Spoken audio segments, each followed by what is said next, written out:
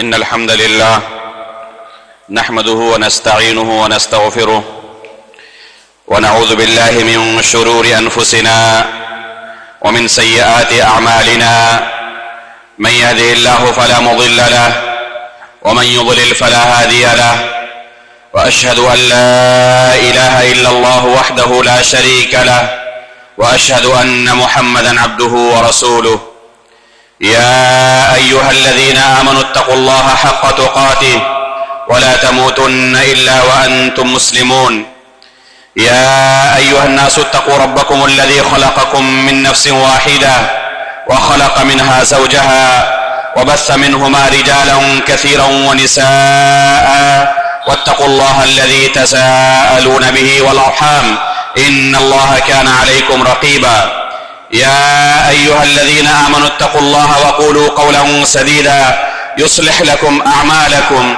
ويغفر لكم ذنوبكم ومن يطع الله ورسوله فقد فاز فوزا عظيما أما بعد فإن أصدق الحديث كتاب الله وأحسن الهدي هدي محمد صلى الله عليه وسلم وشر الأمور محدثاتها وكل محدثة بدعة وكل بدعة ضلالة وكل ضلالة في النار.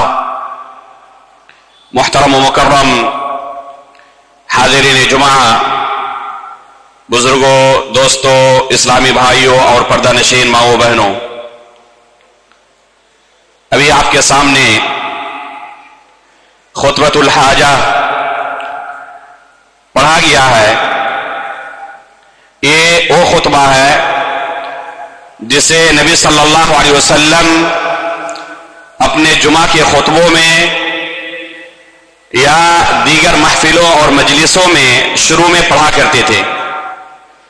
نبی صلی اللہ علیہ وسلم کا یہ طریقہ تھا، آپ کی یہ سنت تھی کہ کسی مجلس میں اپنی بات رکھنے سے پہلے آپ اس خطبے کو پڑھتے، جسے خطبۃ الحاجہ کہا جاتا ہے. علامہ البانی رحمہ اللہ نے اس خطبے کے الفاظ کو ایک مستقل کتاب کے اندر تخریج کے ساتھ بیان کیا ہے، جس کا نام رکھا ہے خطبۃ الحاجہ. اس خطبے کے جتنے الفاظ ہیں، تمام کے تمام الفاظ اپنی جگہ پر عظیم درس لیے ہوئے ہیں. اس خطبے کے اندر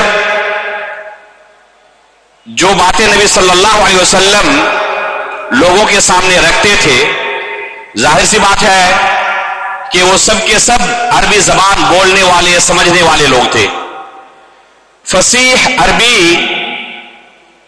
بولنے پر ان کو قدرت حاصل تھی اور اس پر وہ فخر کرتے تھے، بلکہ اپنے آپ کو عرب اور دوسروں کو عجم کہتے تھے. اس کے باوجود کہ ان کے لیے یہ جملے انتہائی آسان اور سمجھنے کے اعتبار سے اس میں کوئی گنجلک نہیں ہوتی تھی، اس کے باوجود نبی صلی اللہ علیہ وسلم ہر خطبے میں ان الفاظ کو، ان جملوں کو دہراتے تھے. ظاہر سی بات ہے کہ نبی صلی اللہ علیہ وسلم کا اس کے پیچھے کوئی اہم اور عظیم مقصد تھا. بغیر کسی مقصد کے انہی الفاظ کو بار بار صحابہ اکرام کے سامنے دہرانے کا کوئی مطلب نہیں تھا. اس خطبے کا ایک لفظ وَنَعُوذُ بِاللَّهِ مِن شُرُورِ أَنفُسِنَا ہے. اسی لفظ کے اوپر آج کے اس خطبہ جمعہ میں آپ کے سامنے کچھ باتیں رکھنے کی کوشش کروں گا. اللہ رب العالمین سے دعا ہے کہ اللہ رب العالمین ہمیں ان باتوں پر عمل کرنے کی بھی توفیق عطا فرمائے. اللہ کے رسول صلی اللہ علیہ وسلم اس خطبے کے اندر یہ الفاظ دہراتے تھے وَنَعُوذُ بِاللَّهِ مِن شُرُورِ أَنفُسِنَا، کہ اللہ رب العالمین کی ہم پناہ طلب کرتے ہیں. کس چیز سے؟ شرور نفس سے. اپنے نفس کے اندر جو بیماریاں ہیں، جو عیوب ہیں، جو شر و فتن ہیں، ان تمام چیزوں سے ہم اللہ رب العالمین کی پناہ طلب کرتے ہیں. یہ ہمارا نفس اور ہمارا دل جو ہے، اللہ رب العالمین کی جہاں عبادت کے اندر ہی مشغول رہتا ہے، وہیں اس نفس کے اندر بسا اوقات بعض بیماریاں داخل ہو جاتی ہیں. اس نفس کے اندر، اس دل کے اندر بعض بیماریاں گھر کر جاتی ہیں اور آہستہ آہستہ اس نفس کو، اس دل کو مریض اور بیمار بنا دیتی ہیں۔ اللہ کے رسول صلی اللہ علیہ وسلم نے اسی چیز سے اللہ رب العالمین کی پناہ طلب کی کہ اللہ اس نفس کے شرور سے، اس کے فتن سے، اس کی بیماریوں سے میں تیری پناہ طلب کرتا ہوں۔ اسی طرح اللہ کے رسول صلی اللہ علیہ وسلم کی ایک مشہور دعا ہے، اللہ کے رسول صلی اللہ علیہ وسلم دعا کیا کرتے تھے، نعوذ باللہ اللہم انی اعوذ بک من قلب لا یخشع ومن نفس لا تشبع ومن دعوت لا یستجاب لها، کہ اللہ میں ایسے دل سے تیری پناہ طلب کرتا ہوں جو دل تیرے خوف سے ڈرنے والا نہ ہو، جس دل کے اندر خشیت الہی، خوف الہی نہ ہو، ومن نفس لا تشبع، اور ایسے نفس سے بھی اللہ میں تیری پناہ طلب کرتا ہوں جس نفس کے اندر آسودگی نہ ہو، قناعت نہ ہو، جو نفس ہمیشہ بھوکا رہے، جس نفس کے اندر ہمیشہ لالچ اور ہمیشہ دوسروں کی طرف تاکنے والا اور دوسروں کے مالوں کی طرف اور دوسروں کے محاسن کی طرف دیکھنے والا للچائی نظروں سے، ان تمام نفس کے عیوب سے اللہ میں تیری پناہ طلب کرتا ہوں۔ قناعت پسندی ایک بہت بڑی نعمت ہے، اور اسی کے برعکس اگر نفس کے اندر قناعت نہ ہو، نفس کے اندر صبر نہ ہو، تو یہ بہت بڑا عیب بھی ہے، بہت بڑی بیماری بھی ہے۔ اللہ کے رسول صلی اللہ علیہ وسلم اس بیماری سے بھی اللہ رب العالمین کی پناہ طلب کرتے تھے اور کہتے تھے آخر میں وَمِن دَعْوَةٍ لَا يُسْتَجَابُ لَهَا، اور اللہ ایسی دعاؤں سے بھی میں تیری پناہ طلب کرتا ہوں جو دعائیں تیری بارگاہ میں قبول نہ ہوتی ہوں۔ تو آپ غور کریں کہ ایک ایسی چیز جس سے نبی صلی اللہ علیہ وسلم ہمیشہ اللہ رب العالمین سے پناہ طلب کیا کرتے تھے، وہ کتنی اہم ہوگی۔ یہ نفس ہر شخص کے ساتھ جڑا ہوا ہے، دنیا کا کوئی ایسا بندہ نہیں جس کے ساتھ یہ نفس اور یہ دل نہ ہو، اور اس نفس کی کیفیت یہ ہے کہ یہ نفس انسان کو ہمیشہ گناہ کی طرف مائل کرتا ہے۔ ان النفس لامارۃ بالسوء، سورہ یوسف کے اندر اللہ رب العالمین کا ارشاد ہے کہ یہ نفس ہمیشہ انسان کو گناہ کی طرف حکم دینے والا اور گناہ کی طرف مائل کرنے والا ہوتا ہے۔ ہمیشہ دل کے اندر خواہش پیدا کرتا ہے کہ ابھی تمہیں کوئی دیکھ نہیں رہا، فلاں گناہ کر لو، فلاں گناہ کر لو، فلاں گناہ کر لو۔ لیکن اگر بندے کے اندر خوف ہے، خشیت ہے، تو اپنے نفس سے جہاد کرتا ہے، اس نفس کو کچلتا ہے اور اللہ رب العالمین کی رضامندی کی طرف اس نفس کو مائل کرنے کی بندہ کوشش کرتا ہے۔ تو ہر شخص کے ساتھ یہ نفس موجود ہے جسے قرآن کریم نے نفس امارہ کہا ہے۔ اگر آپ کتاب و سنت کے نصوص کو بغور دیکھیں تو بے شمار آیتیں اور بے شمار حدیثیں آپ کو اس نفس کے متعلق، اس قلب کے متعلق، دل کے متعلق ملیں گی۔ حقیقت میں پورے جسم کے اندر یہ دل جو ہے، یہ پورے جسم کے اندر تمام اعضاء کا سردار ہے۔ اللہ کے رسول صلی اللہ علیہ وسلم ایک حدیث کے اندر بیان فرماتے ہوئے کہتے ہیں الا وان فی الجسد مضغۃ اذا صلحت صلح الجسد کلہ، کہ آگاہ ہو جاؤ، سن لو غور سے، جسم کے اندر ایک ٹکڑا ہے، اگر یہ جسم کا ٹکڑا صحیح سالم رہا، یہ صالح رہا، یہ اللہ رب العالمین کا مطیع اور فرما بردار رہا، صلح الجسد کلہ، تو پورا کا پورا جسم نیک، مطیع اور فرما بردار ہو جاتا ہے۔ وَإِذَا فَسَدَتْ فَسَدَ الْجَسَدُ كُلُّهُ، اور اگر یہ ٹکڑا جسم کا فاسد ہو گیا، برباد ہو گیا، مختلف طرح کی بیماریوں کے اندر گھر گیا، اس کے اندر حسد کی بیماری، بغض کی بیماری، کینہ کپٹ کی بیماری، اللہ رب العالمین سے نہ ڈرنے کی بیماری، یہ تمام بیماریاں گھر کر گئی، فسد الجسد کلو، تو جان لو کہ یہ پورا جسم بظاہر تو لگے گا کہ زندہ ہے، لیکن حقیقت میں یہ جسم مردہ ہے۔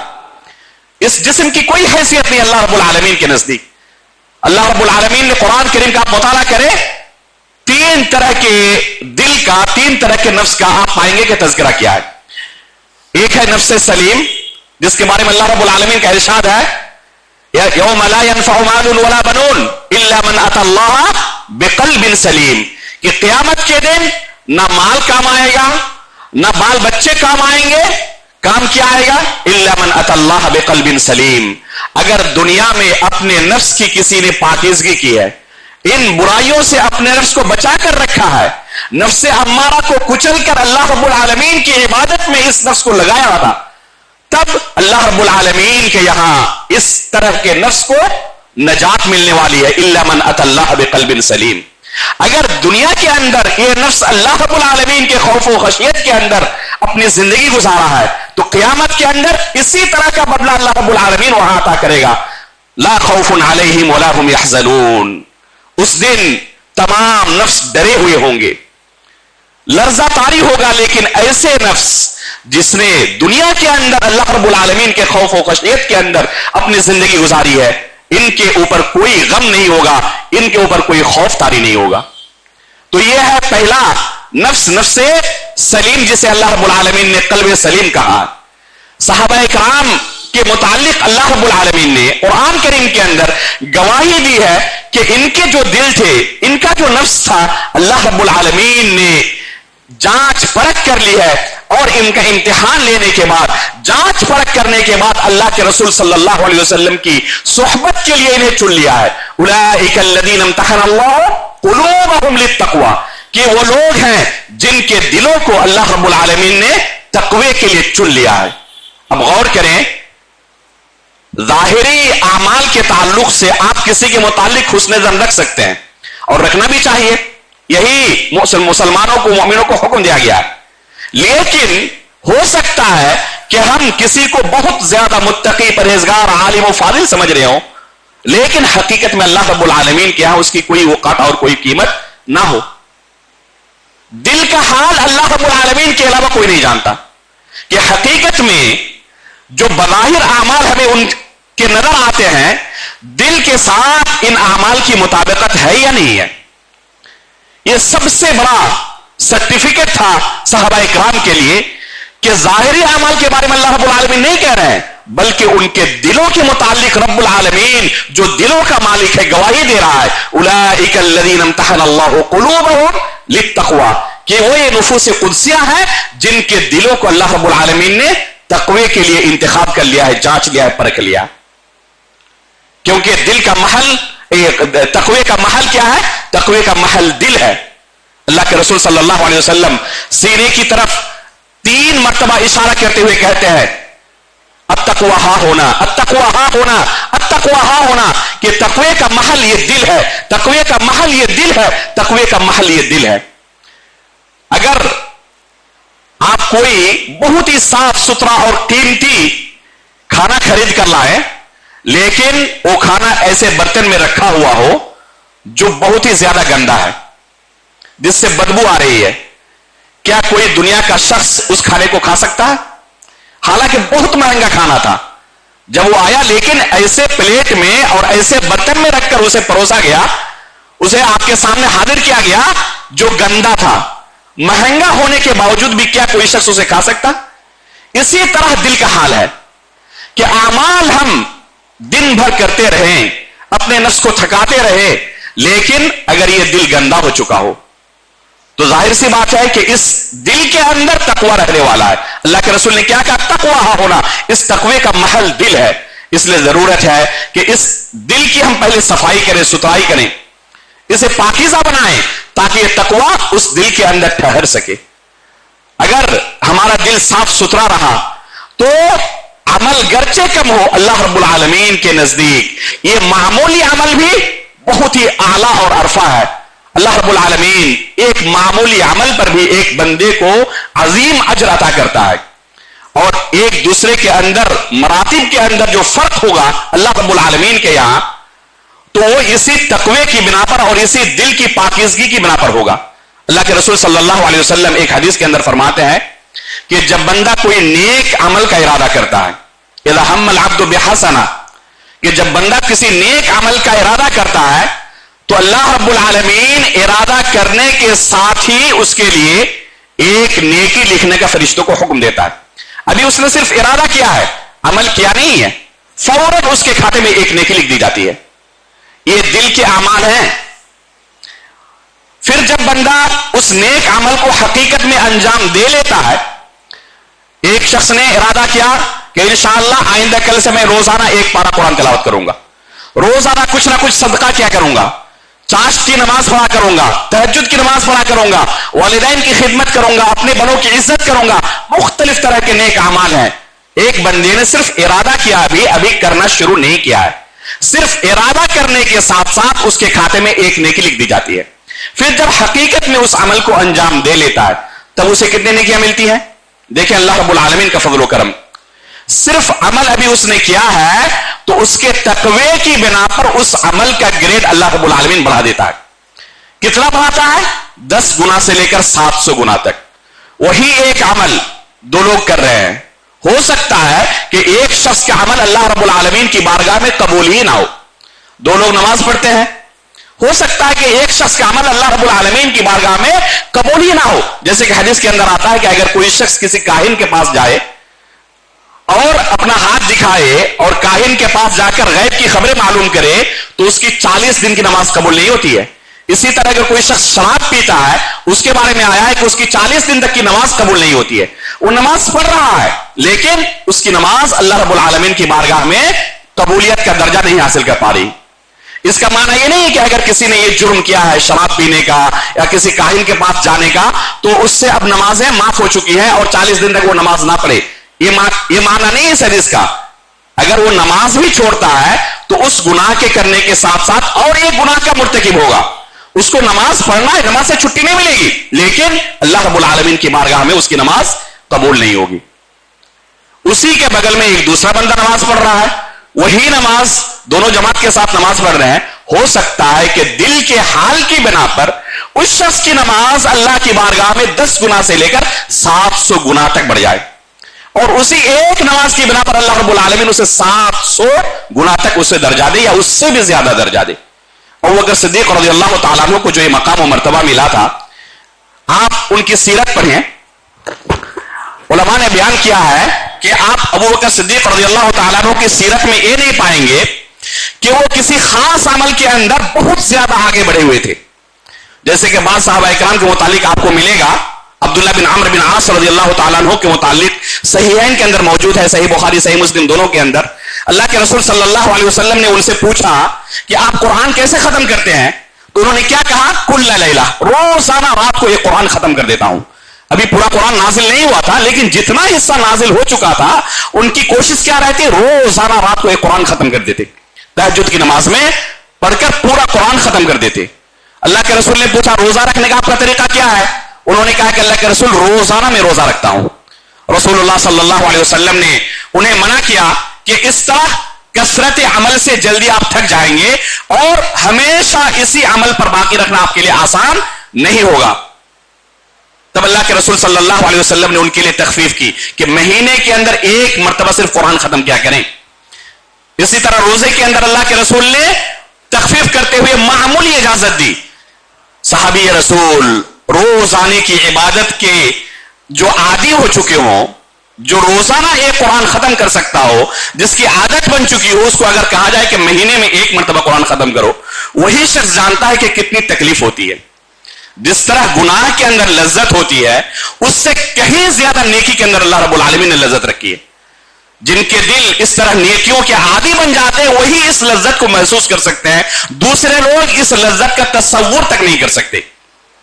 जिनके दिल इस तरह नेकियों के आदी हो जाते हैं, अल्लाह के रसूल सल्लल्लाहु अलैहि वसल्लम का अल्लाह रब्बुल आलमीन ने अगले पिछले तमाम गुनाहों को माफ कर दिया था, इसके बावजूद नमाज के अंदर खड़े रहते। सहाबा इकराम को वहां होता शायद आप रुकू ही नहीं जाएंगे, फिर रुकू में जाते तो यही वहां होता शायद रुकू से नहीं उठेंगे, सजदे में जाते इंतजार करते पता नहीं कब सजदे से उठेंगे। जब कहा कि अल्लाह के रसूल आपके अगले पिछले तमाम गुनाहों को अल्लाह रब्बुल आलमीन ने माफ कर दिया है, तो फिर इस तरह लंबी इबादत करने की क्या वजह है? अल्लाह के रसूल क्या कहते? अफला अकूनु अब्दन शकूरा, कि अल्लाह रब्बुल आलमीन का मैं एक शुक्रगुजार बंदा ना बनूं?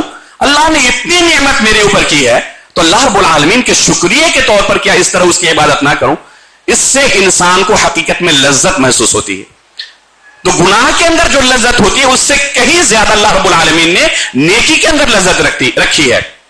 ये सहाबी रसूल कहते हैं कि अल्लाह के रसूल मैं इससे ज्यादा की ताकत रखता हूं। अल्लाह के रसूल बढ़ाते बढ़ाते बढ़ाते आखिर में 7 दिन तक पहुंचते और कहते हैं कि 7 दिन से पहले आप कुरान खत्म ना किया करें। और फिर उसका सबब भी बयान करते हैं और कहते हैं कि उम्मीद है इंशाअल्लाह आपकी उम्र लंबी होगी, एक लंबी मुद्दत तक आप दुनिया में जिंदगी गुजारेंगे, بعد میں اس شیڈول پر اور اس جدول پر باقی رہنا آپ کے لیے آسان نہیں ہوگا. اس لیے 7 دن سے پہلے آپ قرآن ختم نہ کیا کریں. چنانچہ اسی طرح جس طرح اللہ کے رسول نے پیشن گوئی کی تھی، ایک لمبی عمر ان کو ملی. آخری زمانے میں جب بستر پر چلے گئے، جب جسم کے اندر طاقت نہیں رہی، تب بھی اسی عمل پر وہ باقی رہے. اور اس وقت ان کے لیے اس عمل پر باقی رہنا، اس جدول اور اس شیڈول پر باقی رہنا بڑا مشکل ہو گیا. اس وقت وہ کہا کرتے تھے کاش کہ اللہ کے رسول نے جو مجھے رخصت دی تھی اس رخصت کو میں نے قبول کر لیا ہوتا. لیکن ایک ایسا عمل جس پر اپنی زندگی میں نے گزار دی ہے، آخری زندگی میں اسے چھوڑنا دل گوارا نہیں کر رہا. تو اس طرح بعض صحابہ کرام کے متعلق آپ کو ملے گا کہ نیکیوں کے اندر بہت آگے بڑھے ہوئے تھے. ابوبکر صدیق رضی اللہ تعالیٰ عنہ کی زندگی آپ پڑھ ڈالیں، ان کی سیرت پڑھ ڈالیں، اس طرح نیکیوں کا تعلق ان کی سیرت میں آپ کو شاذ و نادر ہی ملے، شاید کہ نہ ملے. لیکن اس کے باوجود جو ابوبکر صدیق رضی اللہ تعالیٰ عنہ کا مقام و مرتبہ ہے، کیا کسی دوسرے صحابی کا وہ مقام و مرتبہ ہے؟ کیا دوسرے صحابہ کرام ابوبکر صدیق رضی اللہ تعالیٰ عنہ کے مقام و مرتبے تک پہنچ سکتے ہیں؟ ظاہر سی بات ہے کہ دوسرے صحابہ کرام کا یہ مقام و مرتبہ نہیں ہے. اللہ کے رسول صلی اللہ علیہ وسلم ایک مرتبہ فرماتے ہیں کہ اللہ رب العالمین نے جنت کا فلاں گیٹ فلاں عمل کرنے والوں کے لیے بنایا ہے، جنت کا فلاں گیٹ فلاں عمل کرنے والوں کے لیے. اس طرح 8 دروازوں کا اللہ کے رسول تذکرہ کرتے ہیں کہ فلاں عمل کرنے والے فلاں گیٹ سے داخل ہوں گے، فلاں عمل کرنے والے فلاں دروازے سے داخل ہوں گے. ابوبکر صدیق رضی اللہ تعالیٰ عنہ کہتے ہیں کہ اللہ کے رسول کیا کوئی ایسا بندہ بھی ہے جو جنت کے 8 دروازوں سے داخل ہو؟ تو اللہ کے رسول کیا فرماتے ہیں؟ ابوبکر مجھے امید ہے کہ وہ آپ ہوں گے. اللہ اکبر. صرف جنت کے اندر داخلے کی بشارت نہیں دے رہے ہیں بلکہ ہر گیٹ سے داخلے کی اللہ کے رسول صلی اللہ علیہ وسلم ابوبکر صدیق رضی اللہ تعالیٰ عنہ کو بشارت دے رہے ہیں. یہ ابوبکر صدیق کو مقام و مرتبہ یہاں تک کس لیے ملا تھا؟ آخر کون سا ایسا عمل تھا جس سے ابوبکر صدیق رضی اللہ تعالیٰ عنہ اس مقام و مرتبے پر فائز ہوئے؟ علماء نے کہا ہے وَلَكِنَّ الْإِيمَانَ الَّذِي وَقَرَ فِي قَلْبِ أَبِي بَكْرٍ. یہ جو ایمان تھا ابوبکر صدیق رضی اللہ تعالیٰ عنہ کے دل میں، یہ دل دوسرے لوگ کہاں سے لا سکتے ہیں؟ جو ان کے اندر اللہ کے رسول صلی اللہ علیہ وسلم کے متعلق، اللہ رب العالمین کے متعلق یقین تھا، اخلاص تھا، تقویٰ تھا، یہ دل کے جو اعمال ہیں یہ اللہ رب العالمین اس کی وجہ سے بندے کا گریڈ بڑھا دیتا ہے. اور ابوبکر صدیق رضی اللہ تعالیٰ عنہ اس میں بدرجہ عدم فائز تھے، سب سے اونچے مرتبے پر فائز تھے عام لوگوں کے درمیان انبیاء کرام کے بعد. اس لیے ان کو اللہ رب العالمین نے یہ مقام و مرتبہ دیا تھا کہ ہر دروازے سے ابوبکر صدیق رضی اللہ تعالیٰ عنہ کے بارے میں اللہ کے رسول فرماتے ہیں کہ آپ ہر دروازے سے داخل ہوں گے. صحیح بخاری کی روایت ہے ابوبکر صدیق رضی اللہ تعالیٰ عنہ کے متعلق کہ اللہ کے رسول صلی اللہ علیہ وسلم نے ایک قصہ ذکر کیا ایک گائے کا، کہ اس کے اوپر ایک شخص سواری کر رہا تھا. اس گائے نے آواز نکالی اور کہا کہ اللہ رب العالمین نے مجھے اس کام کے لیے پیدا نہیں کیا ہے، سواری کرنے کے لیے اللہ رب العالمین نے مجھے پیدا نہیں کیا ہے، مجھے اللہ رب العالمین نے کسی دوسرے کام کے لیے پیدا کیا ہے. اللہ کے رسول یہ قصہ ذکر کرنے کے بعد کہتے ہیں صحابہ اکرام کے سامنے کہ گائے کا بولنا ظاہر سی بات ہے کہ ایک غیر فطری چیز ہے. اللہ رب العالمین نے بولنے کی طاقت حیوانوں کو نہیں دی ہے. ظاہر سی بات ہے کہ کوئی سن کر فوراً اس پر یقین نہیں کر سکتا. اللہ کے رسول اس قصے کو ذکر کرنے کے بعد فرماتے ہیں کہ اس پر میں بھی ایمان رکھتا ہوں اور ابوبکر و عمر کا بھی اس پر ایمان ہے. اب غور کریں کہ اللہ کے رسول صلی اللہ علیہ وسلم کا ابوبکر پر کتنا بھروسہ تھا. مجلس میں موجود نہیں ہے، اس کے باوجود اللہ کے رسول کے دل میں ذرہ برابر کوئی شک نہیں ہے کہ ابوبکر صدیق کے سامنے اس قصے کو بیان کیا جائے کہ اللہ کے رسول نے کہا ہے تو اپنے عقل و قیاس کے ذریعے اس کو رد کرنے کی کوشش کریں گے. یہ ابوبکر صدیق کی کیفیت نہیں تھی، ان کی یہ عادت نہیں تھی. اللہ کے رسول نے کہا اب عقل و قیاس کی کوئی ضرورت نہیں. ان کا دل اس قدر اللہ اور اس کے رسول کے لیے فریفتہ تھا کہ وہ بغیر کسی تردد کے اللہ کے رسول صلی اللہ علیہ وسلم کی کہی ہوئی حق بات پر ایمان لاتے تھے. معراج کا واقعہ آپ دیکھ لیں، کیا کوئی شخص عقل و قیاس سے اگر سوچے تو اس پر ایمان لا سکتا ہے؟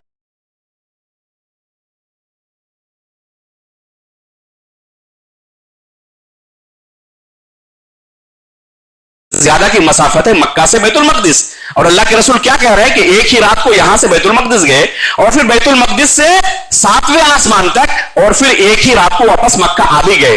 کیا اسے کوئی عقل مند قبول کر سکتا ہے؟ تو ابوبکر صدیق رضی اللہ تعالیٰ نے کیا کہا کہ اگر اللہ کے رسول نے کہا ہے تو سچ ہے.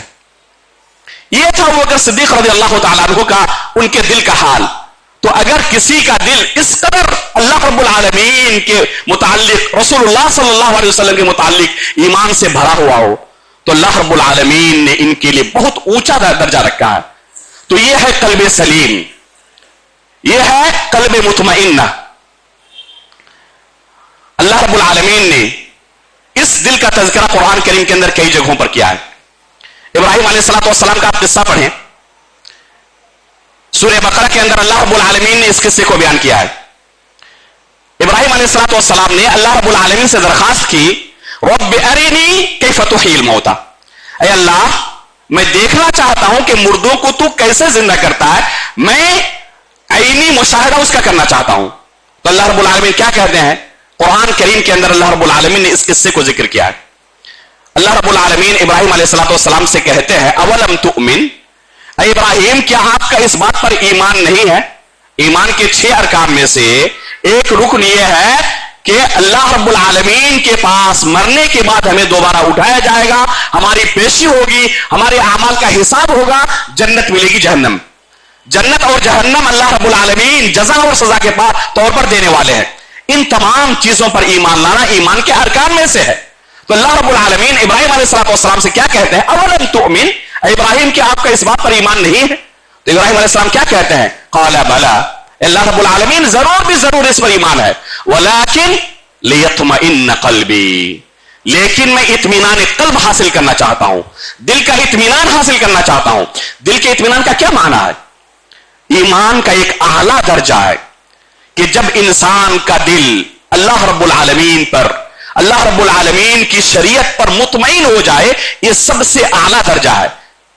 اسی آیت سے امام بخاری رحمہ اللہ نے اپنی صحیح کے اندر یہ مسئلہ ثابت کیا ہے کہ ایمان کے اندر کمی اور زیادتی ہوتی رہتی ہے. ابراہیم علیہ السلام نے خود اقرار کیا کہ اللہ پر میرا ایمان ہے، اس کے بعد اور اس کے اندر زیادتی کا مطالبہ کیا کہ اللہ میں اطمینان قلب حاصل کرنا چاہتا ہوں. تو یہ ایمان کے اندر زیادتی ہے. اگر کسی کا دل اللہ رب العالمین اور اس کی شریعت پر، اللہ رب العالمین اور رسول اللہ صلی اللہ علیہ وسلم کی سنت پر اس قدر مطمئن ہو جائے کہ ذرہ برابر اس میں شک و شبے کی کوئی گنجائش نہ رہے، تو ایسے لوگوں کے لیے اللہ رب العالمین نے قرآن میں کیا خوشخبری سنائی ہے. سنیں آپ 30ویں پارے کے اندر سورۃ الفجر کو پڑھیں، آخری آیتوں کو. جب کسی کا دل اس قدر اللہ رب العالمین اور اس کی شریعت کے ساتھ مطمئن ہوتا ہے تو اللہ رب العالمین جب فرشتوں کو ایسے شخص کی جان قبض کرنے کے لیے بھیجتے ہیں تو کیا کہتے ہیں؟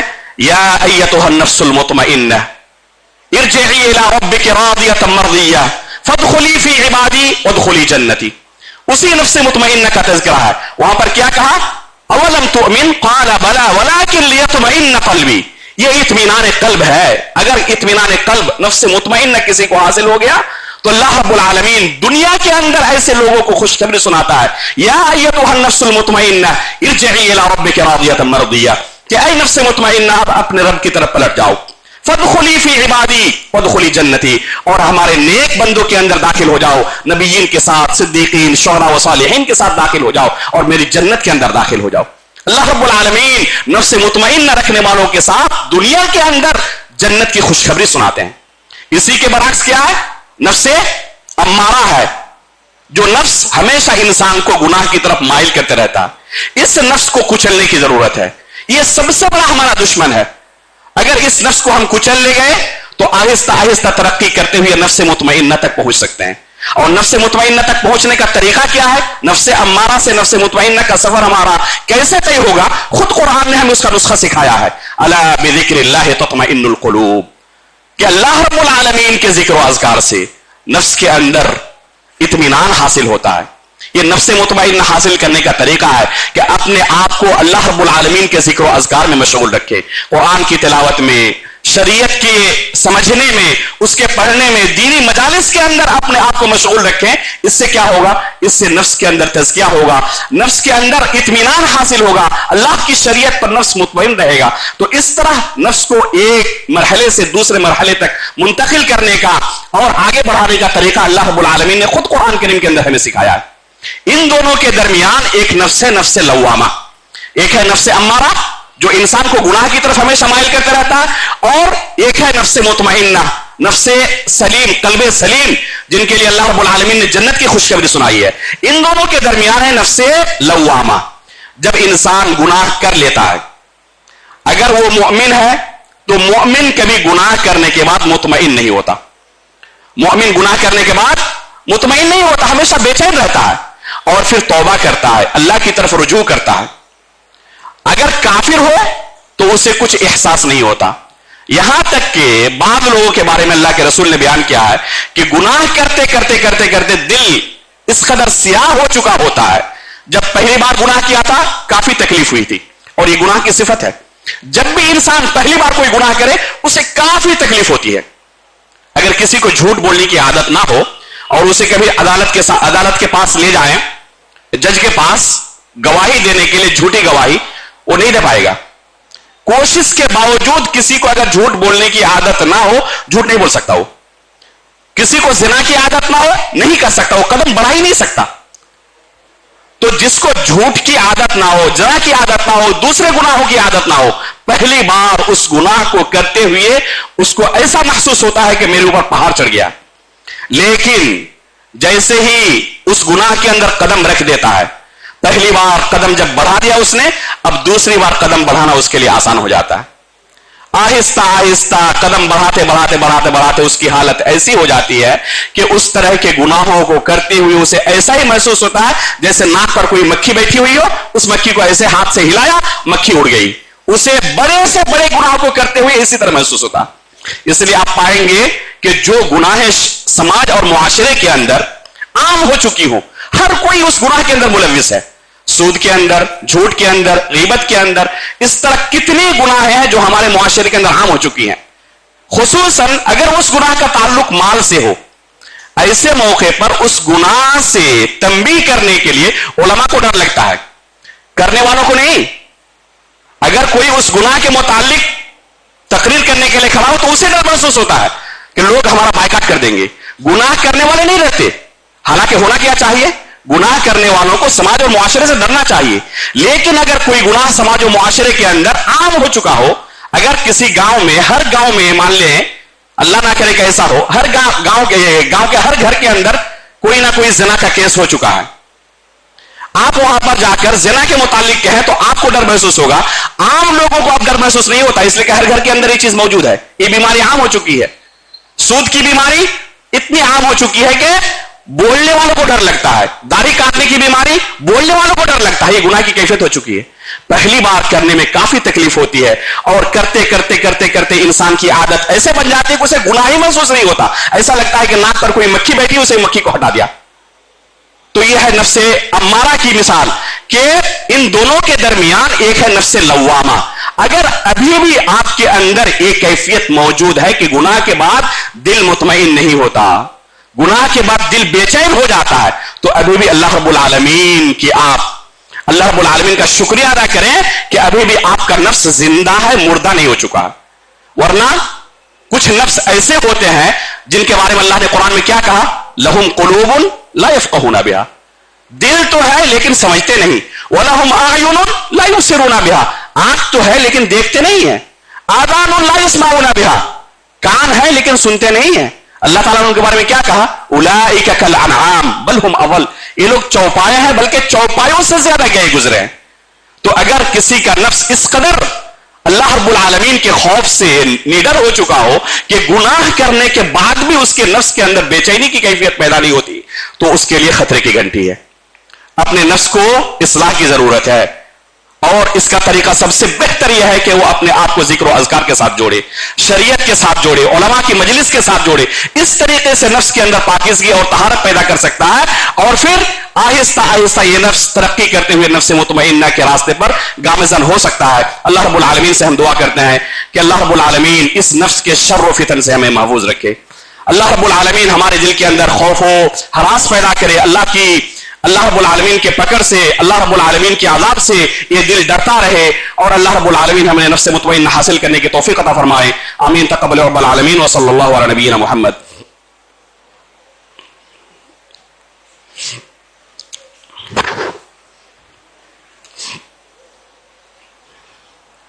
الحمد للہ رب العالمین والصلاة والسلام علی رسولہ محمد وآلہ وصحبہ اجمعین اشہد ان لا الہ الا اللہ وحدہ لا شریک لہ واشہد ان محمدا عبدہ ورسولہ اما بعد. محترم حاضرین، جس موضوع پر میں نے بولنا شروع کیا ہے دل کے تعلق سے، آپ کتاب و سنت کے نصوص کو کھنگالیں تو بے شمار عبادتیں اس دل سے متعلق آپ کو ملیں گی. اس لیے ان موضوعات پر ٹھہر ٹھہر کر سننے کی ضرورت ہے. بہت ساری چیزیں ہم جانتے ہیں اور بہت سارے مسائل سے غافل بھی ہیں. ضرورت ہے کہ ان مسائل کی طرف ہم توجہ دیں اور اپنے نفس کا اصلاح کریں. آپ کے سامنے تھوڑی دیر پہلے ایک حدیث پڑھی گئی تھی اللہ کے رسول صلی اللہ علیہ وسلم کی، جس کا آدھا حصہ آپ کے سامنے ابھی آیا ہے کہ جب کوئی بندہ کوئی نیکی کا ارادہ کرتا ہے، ارادہ کرتے ہی اس کے کھاتے میں ایک نیکی لکھی جاتی ہے. نیکی کر ڈالتا ہے تو 10 سے لے کر 700 گنا تک اس کی نیکی کا گریڈ اللہ رب العالمین بڑھا دیتے ہیں. یہ اس وقت ہے جب بندہ نیکی کر لے. اگر اس نے نیکی کا ارادہ کیا لیکن ابھی گناہ کا ارادہ کیا اسی کے برعکس، تو اللہ رب العالمین کا رحم و کرم دیکھیں. حدیث کے الفاظ ہیں کہ اگر کوئی بندہ گناہ کا ارادہ کرتا ہے تو اللہ رب العالمین اس کے کھاتے میں اس وقت تک گناہ نہیں لکھتے یا فرشتوں کو گناہ لکھنے کا حکم نہیں دیتے جب تک کہ بندہ گناہ انجام نہ دے لے. ابھی اس نے صرف گناہ کا ارادہ کیا ہے، کسی بھی طرح کے گناہ کا، ابھی فرشتے اس کے کھاتے میں گناہ نہیں لکھتے. کب گناہ لکھتے ہیں؟ جب حقیقت میں وہ گناہ انجام دے لیں. اس وقت اس کے کھاتے میں جس گناہ کا اس نے ارادہ کیا تھا وہی گناہ لکھا جاتا ہے، پھر اس کا گریڈ بڑھایا نہیں جاتا جس طرح نیکی کا گریڈ بڑھایا جاتا ہے. اس حدیث سے بہت سارے لوگوں کے ذہن میں ایک غلط فہمی پیدا ہوتی ہے. اسی غلط فہمی کو دور کرنے کا ارادہ. وہ غلط فہمی کیا ہے کہ گناہ جو دل کے اندر پنپ رہے ہوتے ہیں، جب تک ہم ان گناہوں کو انجام نہ دے لیں تب تک اللہ رب العالمین مواخذہ نہیں کریں گے. حقیقت میں اس حدیث کا یہ مفہوم نہیں ہے، بلکہ اگر کوئی بندہ کسی گناہ کا ارادہ کرتا ہے اور اس گناہ کو نہیں کرتا تو یہ دیکھا جائے گا کہ اس نے اس گناہ کو بغیر کسی سبب کے چھوڑ دیا ہے یا کسی سبب کے تحت اس نے اس گناہ کو چھوڑا ہے. اگر کسی سبب کے تحت اس نے اس گناہ کو چھوڑا ہے تو اس کی 3 صورتیں ہو سکتی ہیں. اگر کسی نے کسی گناہ کا ارادہ کیا اور کسی سبب کے تحت اس گناہ کو نہیں کیا، انجام نہیں دیا، تو اس کی 3 صورتیں ہو سکتی ہیں. پہلی صورت یہ ہے کہ اللہ رب العالمین کے خوف اور خشیت سے اس نے اس گناہ کو چھوڑ دیا ہے. ایک شخص نے پوری پلاننگ کی کسی لڑکی کے ساتھ بدکاری کرنے کی، سب کچھ اس کے سامنے موقع موجود تھا، راستے آسان تھے، لیکن اللہ کے خوف سے اس نے گناہ نہیں کیا. تو اللہ رب العالمین کے نزدیک یہ خوف، یہ خشیت انتہائی محبوب ہے، اور اس بندے کے کھاتے میں صرف ایسا نہیں کہ گناہ نہیں لکھا جاتا بلکہ خوف و خشیت کا ثواب لکھا جاتا ہے، اس کی نیکی لکھی جاتی ہے. تو یہ ہے پہلی صورت کہ اللہ کے خوف سے اس نے اس گناہ کو چھوڑ دیا تو اس کے کھاتے میں گناہ تو نہیں لکھا جاتا، اس کے برعکس اس کے کھاتے میں خوف و خشیت کی نیکی لکھی جاتی ہے. دوسری قسم ہے، دوسرا سبب ہے کہ لوگوں کے ڈر سے اس نے اس گناہ کو نہیں کیا. کسی کو کسی گناہ کی عادت پڑ گئی ہے، اب لوگوں کے ڈر سے وہ لوگوں کے سامنے اس گناہ کو نہیں کر رہا، جیسے ہی لوگوں کی نظر ہٹی فوراً اس گناہ کو انجام دیا. مثلا کوئی تاجر ہے، پھل بیچتا ہے، ڈنڈی مارنے کی عادت اسے پڑی ہوئی ہے. اگر کوئی بغور دیکھے تو نہیں مارتا، جیسے ہی لوگوں کی نظر ہٹی فوراً اس نے ڈنڈی مار دی، وزن کے اندر کمی بیشی کر دی. تو اگر کبھی وہ اس گناہ کو نہ کرے تو اس کی وجہ کیا ہے؟ لوگوں کا خوف، اللہ کا خوف نہیں ہے. ابھی لوگ دیکھیں گے، مشہور ہو جاؤں گا کہ میں ناپ تول کے اندر کمی کرتا ہوں، میرے پاس پھر اور گراہک نہیں آئیں گے.